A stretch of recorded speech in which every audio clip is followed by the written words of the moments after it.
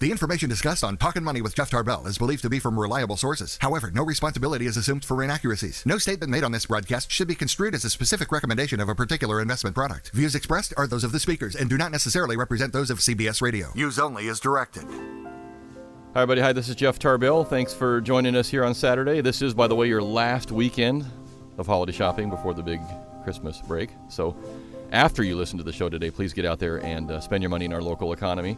Speaking of local economies, hey, as I grew up as a kid here in Sacramento, I drive around through certain areas of town with my dad, and he'd always say, hey, look at all the buzz boxes over there, and a buzz box over here. And I was, what is a buzz box, Dad?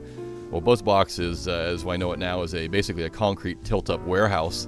Lots of them, producing lots of revenue and lots of good economic benefit for our community.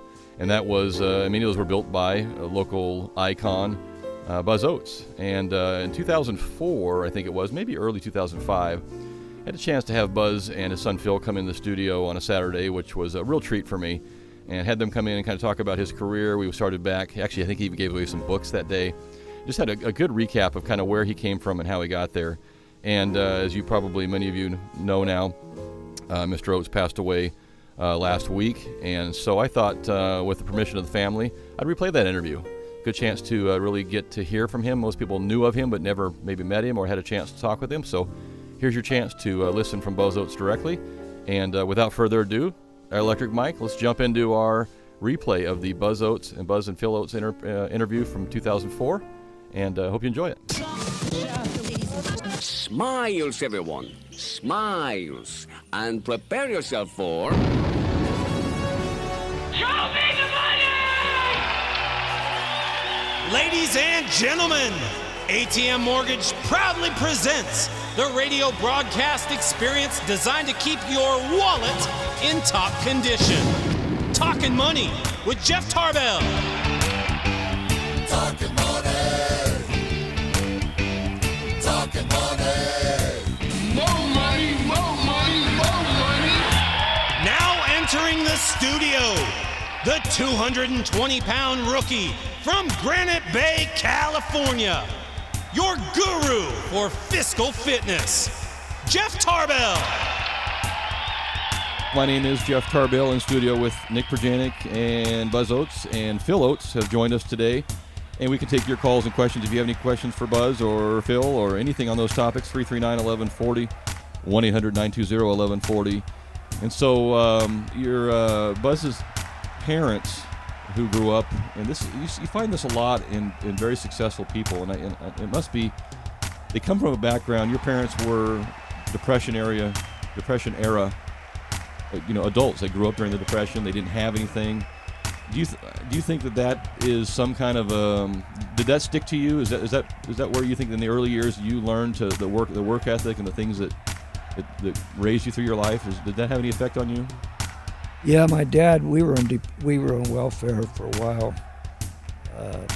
and money was very scarce. For instance, if we wanted to get some heat, we had a fire burner in the stove at home, and we'd go get some peach pits from the cannery and burn the peach pits and things like that. And things were really tough when I was in the early 30s. Yeah, that's late 29s, late 20s and early 30s. Yeah, and you see that as a common denominator in a lot of very, very successful people, that they just that seems to burn into them, something they can never ever get rid of. The operative word there is never ever. You can't, even though you may have some wealth, those traits and those qualities you developed as a young person carry on through your life, regardless of the circumstance. Yeah, and I asked Phil outside the studio before we came in whether he considered his dad an ultra worker or any number of the terms you want to use, that somebody who has dedicated their life to making a living, doing what they enjoy. And Phil, what is your response to that? Well, I think the connotation aholic means to the detriment, and my father loves his work and loves doing it, and I've never felt a stepchild to his work, but it's a very big and important thing to him, and I think it's just what he does, and so I've never felt jealous of his work. I've never said, "Oh, why? I've got 4 younger sisters. I've got a father that loves to work, and a mother with her strengths and weaknesses, I've enjoyed being his son. It's been a pleasure." And one of the results of working in that type of, or growing up in that type of environment, is that you have to get pretty creative. So, I mean, burning peach pits or starting some kind of business, the book starts going into how Buzz got into the key business. So possibly here after the break, we may want to come back. Yeah, we will come back to that and get into Buzz's ventures in the first break. I wanted to add a couple other things that just notes that I had from the book that I thought were very interesting. The book really relies or discusses a lot on your belief, your Christian beliefs, and it says at age 13 you became a Christian, and that is referenced a lot through the book. And so I'm of the understanding that that's still the faith you carry today, and that is something that you believe is a good part of your success. That's for sure. Okay, yeah, and Buzz then went into 1942, entered the Air Force as a cadet in the Air Force, and maybe your first business venture. I made a note here to myself: bootlegging ? Where Let's not talk about it. No, go ahead. There's some reference in the book to earning income on the side, maybe running a little. I don't know if they called it moonshine there or what it was referenced in the book, but running some profit business between cities or something. But I think Amarillo and Clovis, New Mexico. New Mexico was dry, Amarillo wasn't, so I'd bring the liquor back to the base as an officer and at the officers' club. Okay. For the officers. Well, you got to make money however you got to make money. I'm not judging here, believe me. Creativity. That's right. Let's do this. I do want to get into his ventures with Buzz Oates. And we can't take your calls and questions for Buzz on any of the topics, and there's so many things that he is an expert in and so many people that he has directly influenced and been successful in this community. We want to get into that too. 339-1140 and 1-800-920-1140. You probably didn't know this, but Buzz Oates was probably the premier key maker in 1946 in Sacramento. So we're going to find out how a guy in a little hole-in-the-wall shop in Sacramento making keys and locks became one of the wealthiest individuals in our community. And we'll take your calls and questions. My name is Jeff Tarbell with Nick Perjanik, Buzz Oates, and Phil Oates. 339-1140, 1-800-920-1140. We're talking money today, big money. We'll be right back.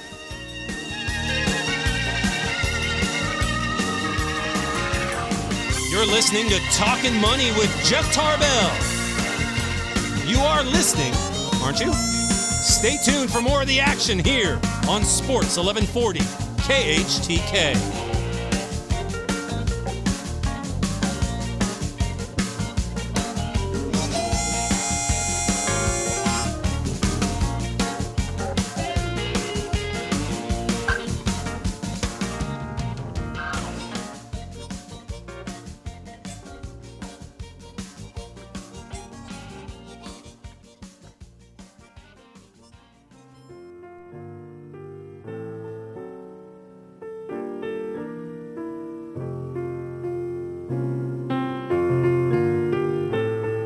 Welcome back to Talkin' Money. Hi, this is Jeff Tarbell, the big weekend before Christmas, and you're listening to an encore presentation of my interview in 2004 with Buzz and Phil Oates. So without further ado, let's get back at it. Talkin' money.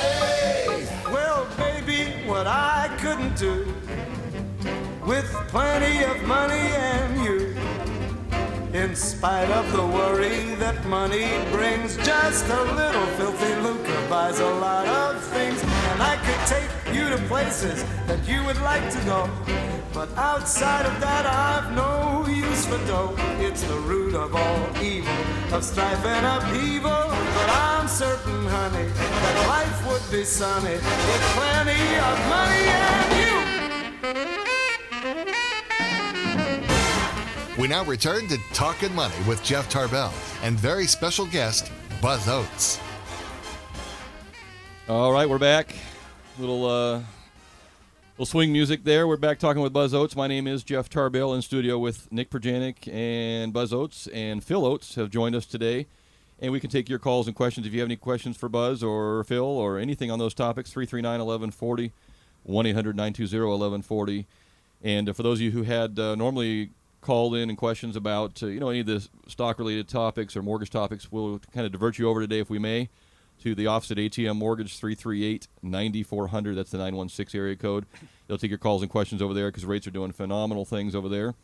In my first break this morning, I didn't properly give you maybe a background on how large of an organization and a entity this Buzz Oates Enterprises and all its affiliates really are, for those of you who don't have a feeling for Buzz. So I'm going to give you a quick background here. In terms of gross dollar value in terms of assets under control either by Buzz or his entities, and there are a lot of entities, and we'll get into that in a little bit too. A lot of guys in this community can thank Buzz for their start. It doesn't mean they weren't creative and energetic individuals themselves, but they had some tie to Buzz, which is a good tie to have early on in your career. And in fact, Buzz is partners with a lot of those individuals still. And they currently, as a group, control over about $1.3 billion with a B dollars of real estate in our community in and around the areas of their holdings. That includes about 25 million square feet of industrial warehouse. They are about the largest private management company in California. That's privately held management company in California. About 90% of all the major players in development and real estate in this community have some tie to Buzz earlier on in their careers, and they can be very thankful for that, and I'm sure they are. So that's a considerable holding, and we appreciate Buzz and Phil coming down here, because Nick and I get billionaires knocking on the door all the time that want to come and talk on this show, and we just can't take all of them. So we appreciate you, Buzz, coming down here. I'm not worth $1 billion. I want to tell you that. It's my it's my story, and no, we had that much assets. But after a few bottles of tequila, anything Jeff says is true. For the purpose of my resume, you are worth $1 billion. So we very thankful for that. I wanted to kind of continue on a little bit, because I think if you, like I did, got a chance to really relive Buzz's history and his upbringing. It gives me a good chance to kind of look back and see where some of these key moments in his career were, and things that kind of came up. And as I mentioned it during the last break, in 42, Buzz went to the Air Force and came out in 46. That was World War II, and was lucky to come out of World War II. He was you worked as I think one of the chapters talked about you worked in the bomb. You were dropping bombs, or you were in the bombs. I was a bombardier in B-29 as we flew over Japan and Burma, China. We bombed Tokyo and various places like that. And escaped a few mid-air collisions, if I understand. It wasn't a mid-air collision over there. It was a mid-air collision in the States where 6 people got killed and crashed out in the desert. Wow. Yeah, so that's not an easy job. Came back, and in 1946 really is the beginning, if you will, of Buzz Oates Enterprises. It wasn't called that. It was called the A&A Key Shop. And you start to see some of the... I don't want to say tenacity, but really the motivation and creativity that Buzz has, and that will and continued on throughout your career. And as we came back from World War II, what makes a guy like you, I mean, of all the things you could be, why come back and be a key maker? It seems like that's the least of the things you would want to do when you got back. Well, the only thing I knew, because my uncle had F.J. Eberhard had a locksmith and gunsmith shop at 509 J Street, and I worked there as a kid in junior high school and high school, and I got the beginning there, and so I knew a little bit about locksmithing. So that's how you got into that business. The book references a shortage of, I guess that was right again. Was there a metal shortage or some kind of a steel shortage, and you were having trouble getting material to sell, if I understood that right. That's true. And then you had to go out and basically convert regular passenger locks over to key locks, and then turn around and went out and sell them to the building community, because I guess that was probably the only source they could find. Yeah, I converted locks, privacy locks to key locks, and would sell them to the various other stores or competitors, in fact, because key locks weren't available. But I had to, at nighttime, I'd convert a Schlage privacy lock to a key lock and sell them by the hundreds. Well, you can see making something out of nothing there. And I also noted there in 19. By the way, Schlage Lock was going to sue me for doing it, but anyway. The first intro to lawyers. Yeah, that's right. And then 48, Buzz started acquiring his first building down there. So that puts you at 25 years old. You've already started acquiring some real estate and some facilities as your A&A Key Shop started to grow. So that's early on in recognizing the value of real estate and making those things go forward. In 1950, Buzz was married. In 1951, Phil, who is also our guest here today, was born. Sorry about that, Phil. That's fact. Fact. Okay. I'm just published fact. That's right. And then I made a note here to myself, because it almost sounds funny today, but In 51, the A&A Key and Builder Supply was really growing on, and you started getting into, I think they mentioned carpet and appliances and all these different things. And I made a note because it sounds funny today that you took on Bruner's, who at the time was probably one of the biggest suppliers of carpet and those kind of furnishings. And today, all you ever see is Bruner's is this constant liquidation sale. We're going out of business again for the 100th time. So you outdid Bruner's. So congratulations with that. And then in 58 is where really we see the first tilt-up building. And maybe that's why I wanted to start with you today, because what you're most well known for is what people refer to around the community as a buzz box, a tilt-up construction concrete building. 1958, which makes you 35 years old, you discovered the tilt-up building. What is it about that building? What is it about that type of construction that has basically carried you on through the rest of your career? Well, I didn't discover it. It was being done. Erickson Construction was building a few tilt-ups at the time. It was brand new.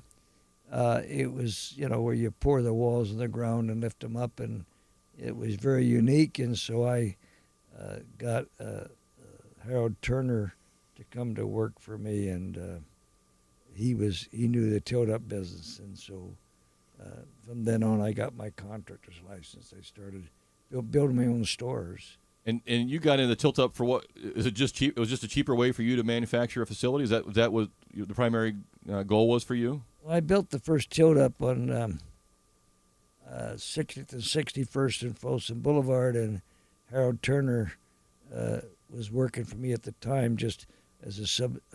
I wasn't a contractor, but he was working for me and built the building for my own store, and I liked the construction, so from then on I took on a partner and Western Building, and we started building a few warehouses on spec about that time, and Harold Turner came to work for me full time.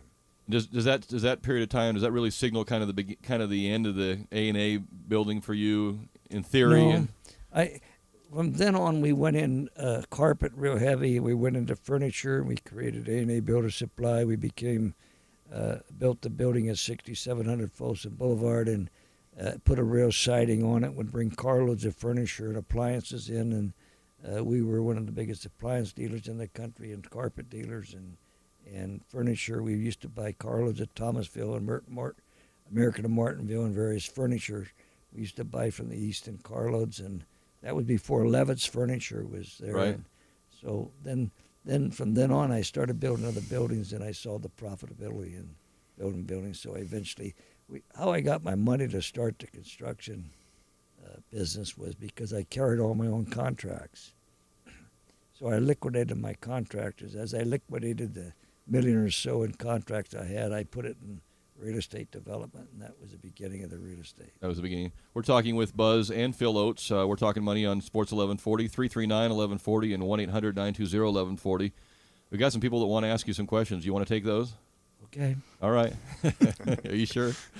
Let's go. I hope they're not employees. Yeah. This is when it gets fun, Buzz. I can't confirm or deny who they are, but let's see here. Line 2. Is that Doc? Are you there? Yes. How are you doing today? What's your question for Buzz? Well, I was got a quick question, but I also want to leave a quick little. They probably don't remember it.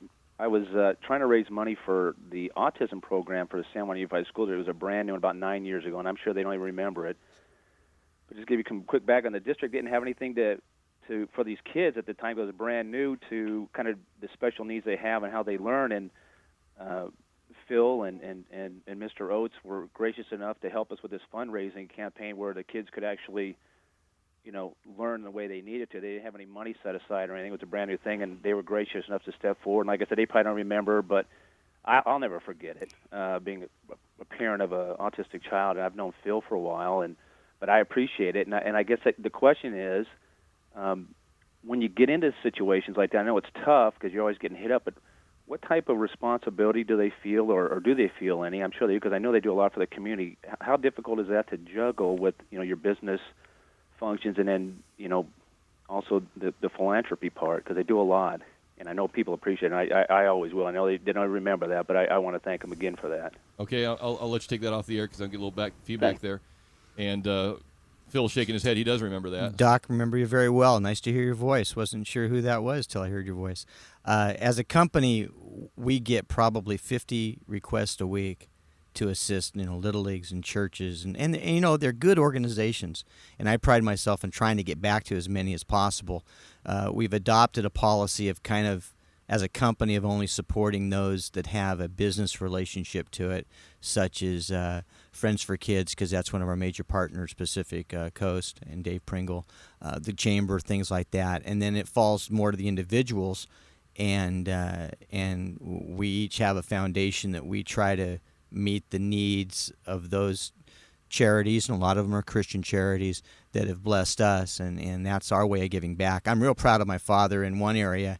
He's done a lot that very few people know about, because he's the kind of guy that just does it behind the scenes, doesn't take a big banner out, doesn't publicize it, doesn't ask for a trophy, just does it. And hopefully I get to carry on that type of tradition, because I'm very proud of the way he handles his giving, and he does great giving in this community. Fantastic. I think that's very important, and even a small company like ours, they just keep coming, don't they? I mean, the requests, there's just so much need out there that it is very difficult to filter through all of them. I've got no problem somebody asking. They just have to accept my answer, and if they treat me with respect in asking, then I'll give them respect back with our answer. Okay, we're going to go to Keith has a question for Buzz. Keith, how are you doing? I'm good. How are you? Very good. Actually, I'm a first-time caller ever. Okay. And I have a question for Buzz. I was watching a program on PBS the other night, and the guy was talking about how he sees Sacramento as the next Los Angeles, because the thing that's happening in Sacramento is there's a lot of development happening in between what would have been towns, so that there is really no distinct line separating each of our little communities. Okay. And I don't know. I wonder if it can ever achieve the type of status as a city as Los Angeles. I mean, we're only a one-sport team in terms of professional sports. And what would happen to Sacramento if the Sacramento Kings were to leave? That would be the first question. Okay, thank you very much, Keith. Let's take that on the air. So, Buzz, are we LA Junior? Do you think? Well, it would be terrible if they left.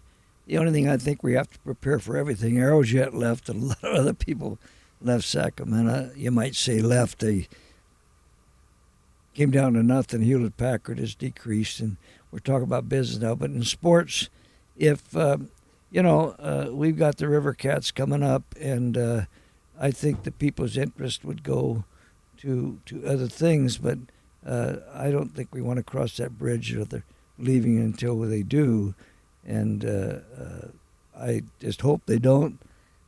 I think if we use good common sense and judgment on how we handle it, they will remain here. If we don't, they won't.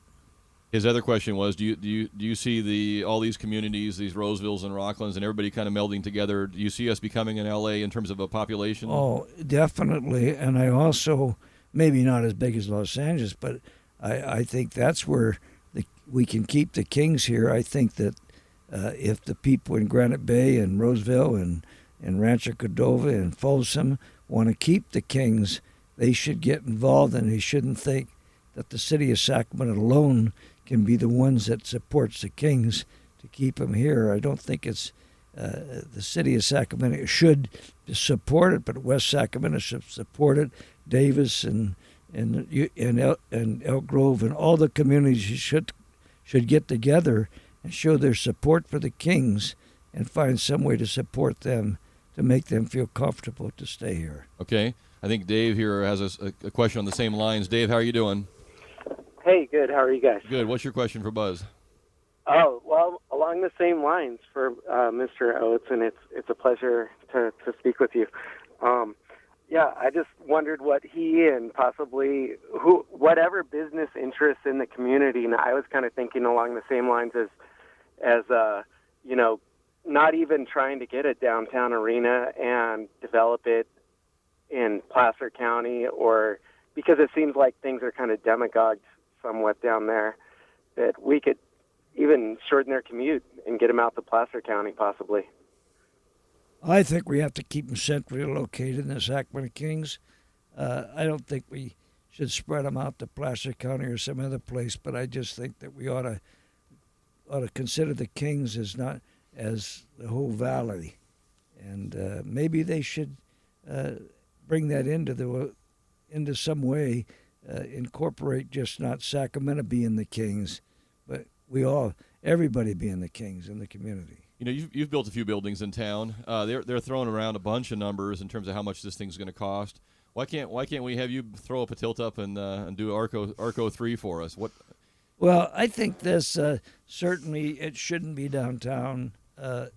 It's not too practical parking, and I ask a lot of people would you want your wife with children walking down at 11 o'clock at night down to 7th and K Street after a game, and you wouldn't want that, and you shouldn't want that. And so I think it should stay where it is. There's plenty of room out there. Fred Anderson and I and Bill Cummings gave that 100 acres next to the present arena.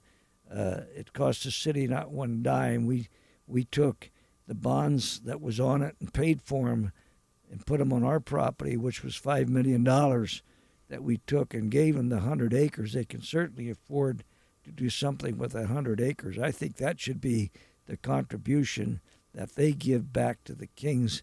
Maybe not give it to them, but lease it to them, or do something to make it comfortable for them to build a new arena there. And the present property they've got is worth a lot of money. I think it should be where it is because that is kind of the core. You got a Metro Air Park. I mean, you got a Metro Airfield and transportation and everything there, and I think it should remain in Sacramento. Yeah, I do too. We'll take one more call here in just a minute. Going back to that property out there in that whole area that what is now North Natomas and across the freeway, which is now referred to as South Natomas. Is that the 500 acres you bought back in the late 60s? We started Natomas. Joe Bemini and I did by buying a Meister Ranch, the first 500 acres at North Gate in 80, which was the beginning of the Natomas, and then it spread over to Del Paso Road from there. Okay. So if you compare that period of time to today, what are the challenges, the different challenges for developing that property? Let's say I went out there and bought 500 acres today that was raw land, and what do you see as the real challenges to getting things done in this community now as opposed to back then? We didn't have any environmental problems, and in those days, to get the initial zoning, all we had to do is appear before the Board of Supervisors, and they approved it. But they didn't approve 500, they approved 150, and then they later approved the other 350.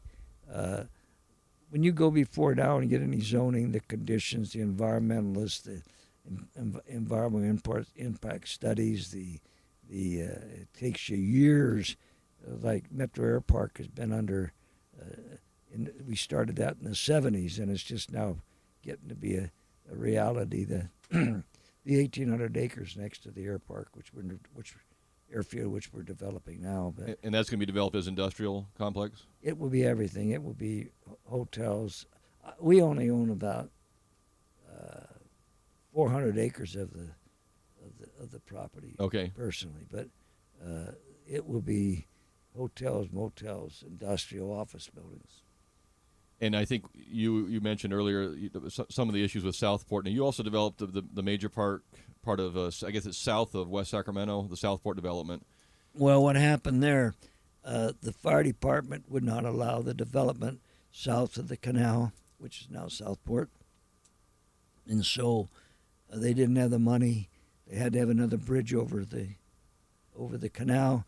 And so I met with the city of West Sacramento, worked out, and I participated in a bond issue to build the Palmadesi Bridge, and that wouldn't be developed today if private developers didn't get involved and try to work it out with local government. Yeah, that's what I was trying to get out of there.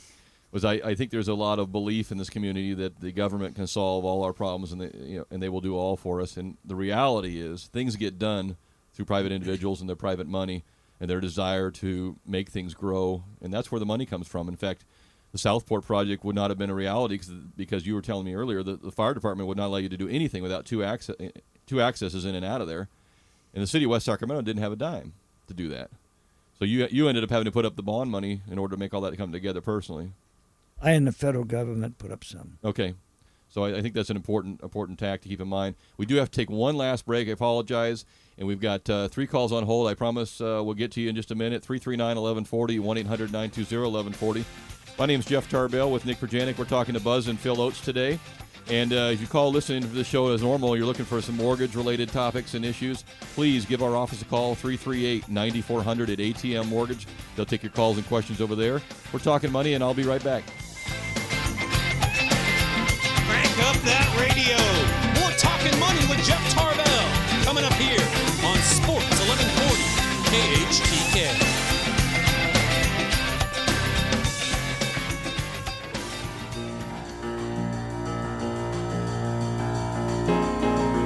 Welcome back to Talkin' Money. Hi, this is Jeff Tarbell. You are listening to the best of Talkin' Money, and this is my replay of the 2004 show when I had Phil and Buzz Oates join me on a Saturday morning. So we're going to, without further ado, get back to that show. And here you go, a replay with Buzz and Phil Oates. Talkin' money. When I walk through a jam, no one knows who I am. Put your head on my chest, and I'm Mr. Success. We're back with more Talkin' Money with Jeff Tarbell and special guest Buzz Oates. Well, again, we're one of those shows we could have done 2 or 3 hours. Tell Monty out there just to take a hike. We'll cover it from here. He's still bigger than I am. Yeah, is he? Okay. We are talking with Buzz Oates in our final segment today, and I've got a couple calls on hold. I promise I'll get you guys before I leave and before we say wrap this up today, because this is a very short period of time. I do have a couple questions for Buzz. I guess the one thing that comes to my mind is at 81 or 82 years old, what can possibly still motivate you to get up and do anything other than go to Hawaii and just sit on a beach during the day? I mean, what is it that makes you still want to keep going? I mean, obviously, paying the overhead and your electricity and your food bill is probably not a problem anymore. Why do you keep doing it? Well, I think work and this business has been, and business period, has been a hobby to me. And that's my motivation, as a hobby. I 2 days off and I'm bored to death. I can't, I'm not one that could ever be retired or take it easy, or, I've got a jet airplane. I could go any place I want to go. I got a pilot. I can go any day I want to go, but I don't use it that often. I don't particularly want to do those things. I like going to work and talking about deals and talking about people and that is your hobby. It is my hobby. Yeah. Yeah, it's not work to my dad. It never has been. Work implies you have to do it, and I think what's made my dad a success is that he wants to do it. Right. I think one of the benefits of the job that in the field that I'm in is I meet a lot of people, and it's very obvious the people that are the most successful don't consider what they do work. They consider it what they're good at, and they enjoy doing it. And it just happens to be they make good money at it in most cases. And some people love what they're doing. They don't make any money, and they don't care about that either. And so it always interests me when we had a little luncheon the other day. We were talking about winning the lottery. Someone was winning the lottery, and they said if they won $1 million, they never work again. And you just the different personalities in people, and I don't believe that to be true. I believe you would find something to do, and that's probably why you've had such a long, healthy life, is that you're constantly working and going forward.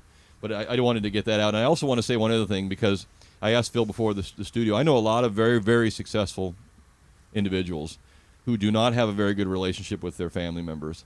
And I want to applaud you on that. And I asked Phil outside the studio if he ever felt any pressure growing up to be Buzz Jr. or be the next Buzz Oates, or how come you're not doing what Buzz is doing. And he said that was never, ever put on him by you. And that is very unique, because a lot of people that I know put a hell of a lot of pressure on their kids to be like me. And I tell you, that is a miserable, miserable position to be in, because nobody in this community can compete with you at what you're best at. We can probably outrun you.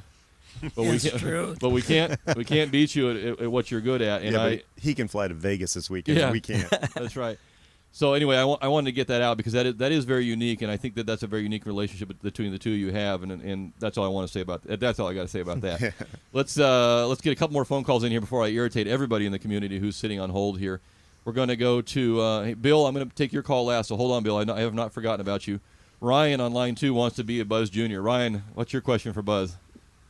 Yeah, my question is for Mr. Oates, and I'd just like to know what advice do you have for a young person who wants to get into developing land in today's market? And I'll take it off the air. Okay, Ryan, thanks. Okay, but Ryan wants to be you. How does he do it? Well, if you got the passion and you're willing to work hard, you got to find your niche, and you have to hunt for that.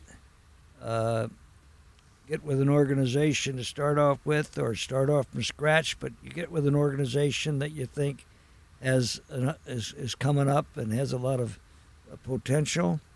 And then obviously a lot of people have done that with us and branched out. That's why there's so many other developers, but that's how they start. So if you got a passion, willing to work, and you're creative, and you'll pay the price and get with a good organization. If I can throw one thing in too, I think reason my father's been a great success is he's an honest person.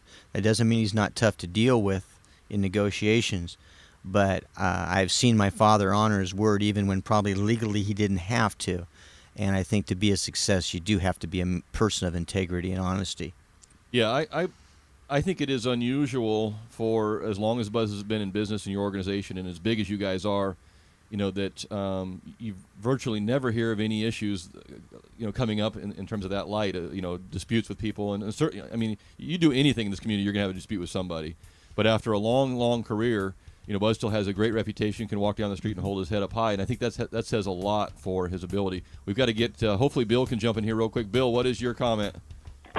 Good morning, gentlemen. Good morning. We got 1 minute for you. Okay. I'd like to take just a more recent trip down memory lane. May of '83, Buzz, would you remember a party that you threw at the Senator Hotel? I think it may have been for your daughter.